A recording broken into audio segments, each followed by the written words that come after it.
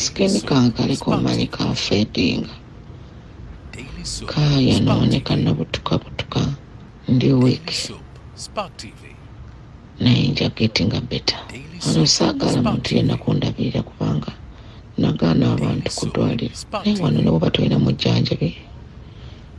Bakujjanjabira they take care of you. Yeah. Biba birungi.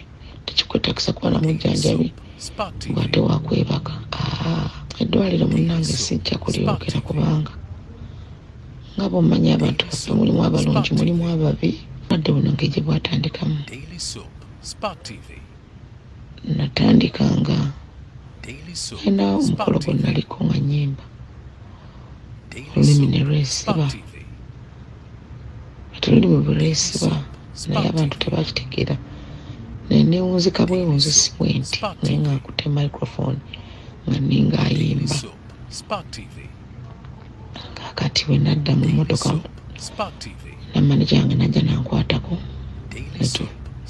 netufuluma naye omukolo ogwo gwaliko abantu bangi kuba ali etonyi kwaliko muyimbi mesaki omukulu balunywa. Finally, Catherine Kusasira avuddemu omwasi n'ategeeza eggwanga ki exactly ekyatuukawo mu kugenda. Bantu twategeerako kimu munira Catherine Kusasira mulwadde okusinziira ku basawo kye bamugamba omutima gwe gwetooloddwa amasavu oba amasavu gatandise okubeera nga ganyigiriza ekifo omutima we kyandibadde kiringanga okubeera nga space wolina okubeera nga obeera bataddewo ebintu bingi nnyo so space y'omutima gulina okubeera nga gukubira amasavu gabadde gagwetoolodde ekyamuleetera okubeera nga atandika okufuna obuzibu mu kussa era bw'atyo Catherine Kusasira yaddusibwa mu ddwaliro wabweru wa Uganda asobole okubeera nga ajjanjabwa oba nga alongoosebwako amasavu agaali geetoolodde omutima. Catherine Kusasira finally avuddeyo n'abeera nga clarifyinga ku nsonga engeri obulwadde bwe watandikamu okubeera nga bumugwira paka mu mbeera gy'alimu neera nga tweyongera okubeera nga tusaba bannayuganda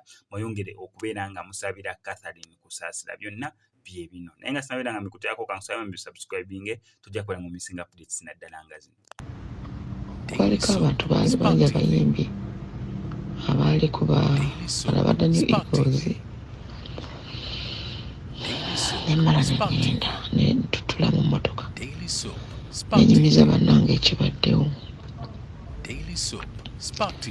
bangamba no Kathy tulina okugenda mu ddwaliro ate bwe twagenda mu ddwaliro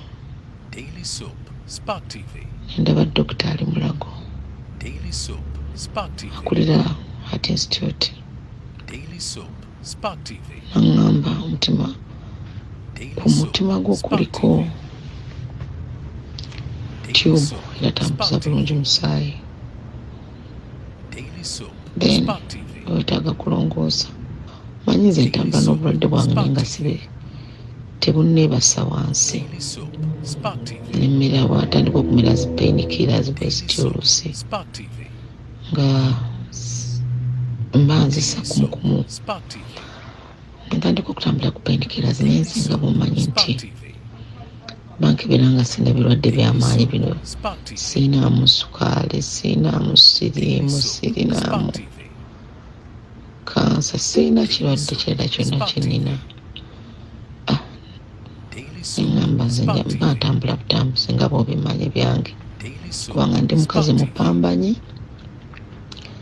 nze seebaga saagala kutuula wansi so kati bwe najja eno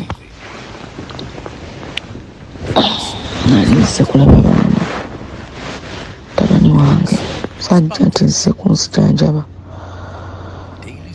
then nenkola ki nobadde ne bunyikiriza nga ndi eno so I had to rush to the hospital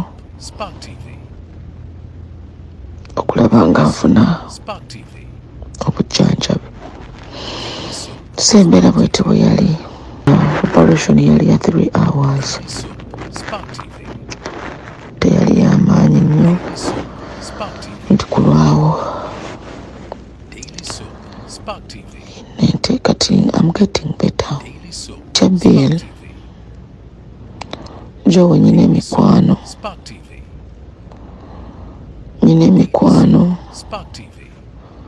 sigamba nti sittanga ku muntu mulaba n'abatta abantu abana emikwano. Sittanga ku muntu nti sina mikwano. Kiyinza kwemirirawo ku lwange. Biiro jamujeera alikkirira. Mukama ajja kubimpisa mu bino byonna. Teri muntu atoogerwako gy'owe. Ebinjogeddeko si bye bisoose. Baabyogerayogera dda. Naye nsabira Mukama abampisiza obubi baabayisa obulungi. Bampisiza obulungi nga bampisiza bubi Mukama abansasulire. Kubanga nze siri Katonda nti nze nsalawo, wabula Katonda oyo gwe tusinza ate atusinga okumanya. Abayimbi abampositinze nabo mbeebaza. Abansaasidde ababadde abayimidde wamu nange. Neyanzeeke. Buli muntu yenna aba alina okulwala, alina bino kyampalo. Abaseka baseke, abansaasidde beebale, abambeereddewo neeyanziza. Nali ne bodyguard wange liri nangamba kafe olina okugenda ne bakujjanjaba. Bodyguard wange liri oyambeereddewo bambi n'omukyala lwetaka ggwa ne bakwano bange abalala bonna banga mbadde nga ndwala ngamba buwulira buli kimu ekigenda mu maaso. Badde buno ng'egye bwatandikamu. Natandikanga era omukolo gwe naliko nga nnyimba olulimi ne lwesiba. Ate olulimi bwe lwesiba naye abantu tebakitegeera. Naye neewunzika bwewunzisi bwe nti naye nga nkutte microphone nga nninga ayimba. Kaakati bwe nadda mu mmotoka nammaneja yange najja nankwatako ne tufuluma. N'omukolo ogwo gwaliko abantu bangi.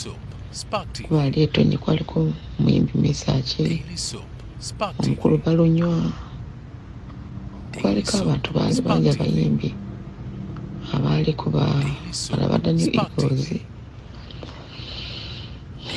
Nemmala negenda netutula mu mmotoka nenyumiza bannange ekibaddewo.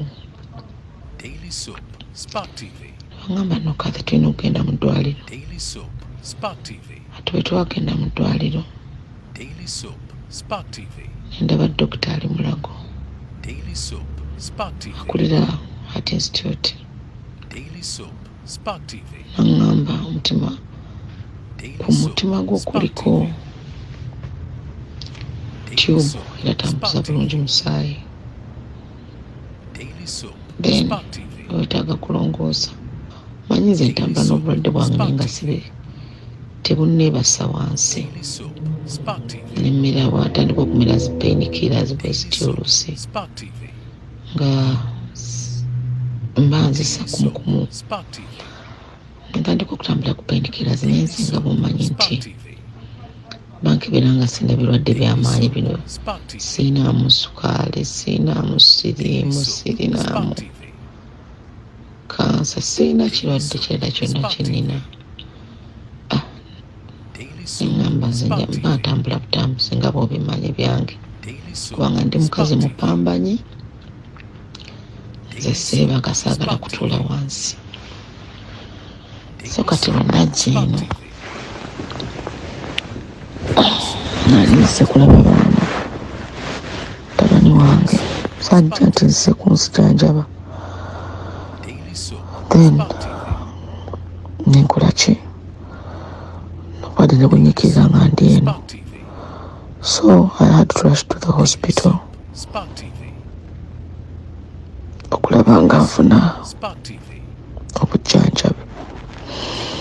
Sembeera bwete bwe yali. Operation yali ya 3 hours. Teyali yamaanyi nnyo nti kulwawo nente kati I'm getting better. Chabil jo nyine mikwano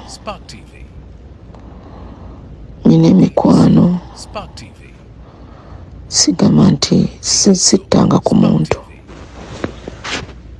Olaba n'abatta abantu abana emikwano. Sittanga ku muntu nti sina mikwano. Kiyinza kwemirirawo ku lwange. Biru jamujeera alikirira